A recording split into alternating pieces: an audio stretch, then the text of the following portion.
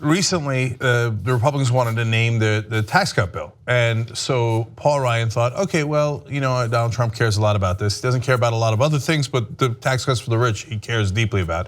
So let's kick it over to the White House to name the bill. And Trump decided that he was gonna personally name it. You wanna know what he decided to name it? I'm not kidding. The Cut Act. Oh my God. And then the House was like, wait, no, but we can't actually call a piece of legislation the Cut Act. That's what a child would name it. And then they go bring it back to Trump. You know how what he does when anybody challenges him on his position, he doubles down. He's like, no, that's it. It's definitely got to be the Cut Act. Otherwise, I'm not doing it. Like, oh, geez, for Christ's sake. Okay, no, but look, all of our donors depend on this. Please don't call it that. It sounds like a third grader named it. Okay. Is there ever going to be a day during this administration where I don't feel embarrassed by who our leader is? Probably not. So a senior Hill aide tried to appease the White House saying, look, at the end of the day, it's gonna be known as the Trump tax cuts. Don't worry, you will get credit for it. Okay, nope, I want it to be the Cut Act. Okay, now having said that though, I'm gonna shock the world by turning around and saying, he's not 100% wrong. Like his way, he is about the name. It's just too ridiculous, right?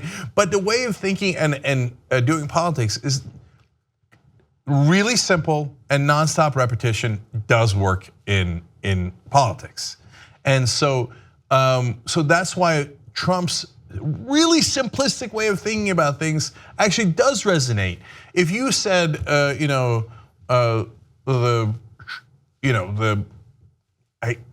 come up with any kind of sophisticated words, which I obviously couldn't come up with right there. That was very Trumpian of me. The big, beautiful tax cuts, okay? They're gonna be tremendous. Anyway, people wouldn't care as much. And if you call it the Cut Act, they might be like, oh, what are we cutting? Oh, well, that sounds like we're really cutting. The problem for Trump, though, now to flip it on the third flip side, is that it's not polling well. And when he says cut, what Americans are hearing is tax cuts for the rich, which is true. That's why it's polling at a disastrous 25%. Well, they've stopped lying about the fact that it's tax cuts for the rich. They're pretty transparent about it now, which is great. I'm glad that they are. Yeah, so 25%, 35% disapprove, and 40% are like, I don't know, how many cuts are there in the act? They've yet to make up their mind.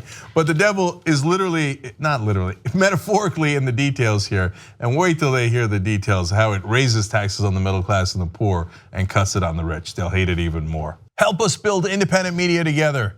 Come join us, tytnetwork.com/join.